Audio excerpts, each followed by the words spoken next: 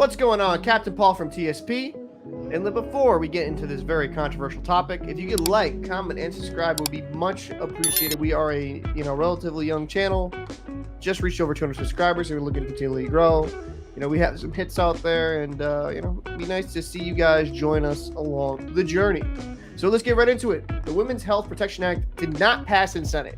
It failed to pass the vote. They went for essentially 51 to 49.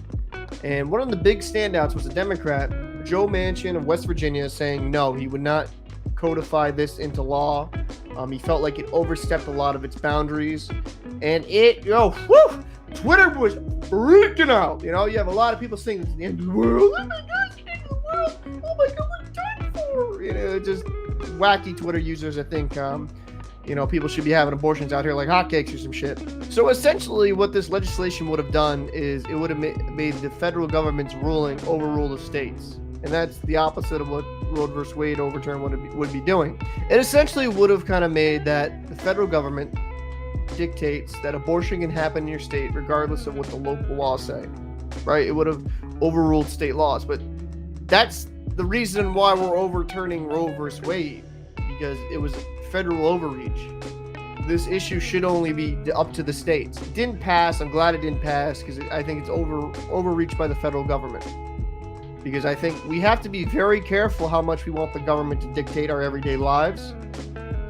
If you looked into 1984 and done a little bit of education in past regimes when it comes to having the government dictate your everyday life, it doesn't turn out very well. This is definitely going to hurt Manchin's, I would say, position in the Democratic Party.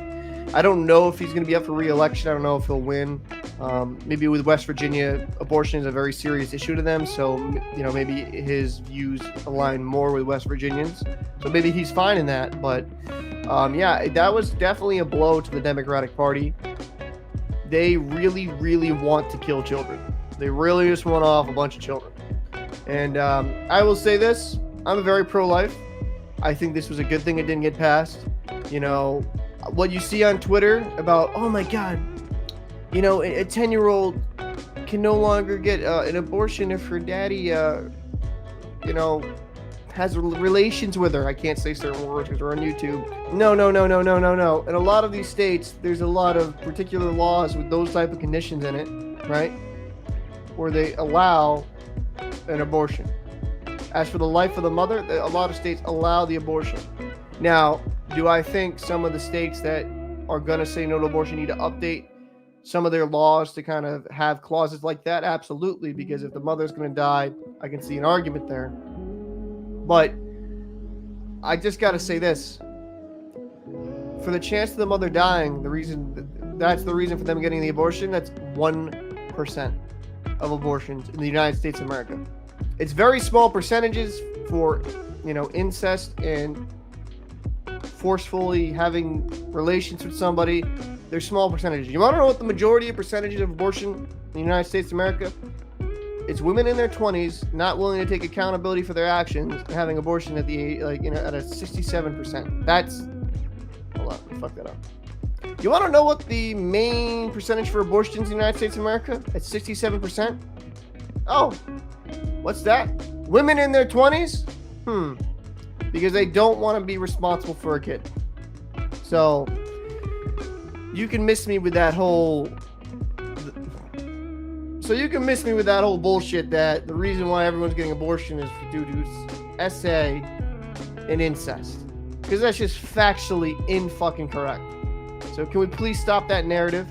The Democrats want to rule and dictate your life. And they want to make sure they overstep in certain issues to make sure they dictate how you view things, how you talk about things, and how things are done. Abortion is something, for me, and I'll just be transparent, I'm very pro-life. Abortion is something that we need to take very seriously.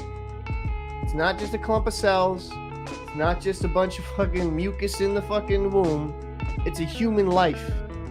And we really need to take that extremely serious. Everyone I see on Twitter is bitching that, well, that's the woman. She has a right. Her body, her choice. Well, you ain't giving that fucking kid a choice. You're not even letting that kid breathe. It's like, yeah, just terminating that kid like a hot baby because you know you want to go out in the club. You know, it's just how irresponsible can people be to not learn how to have safe sex as well? If you are in the position to, you know, have kids, maybe not have unprotected sex. Well, Paul, what about the time the condom breaks? Listen, there's so many means of birth control, condoms, pulling out. You know, listen, if you don't want to have kids inside you, I don't know.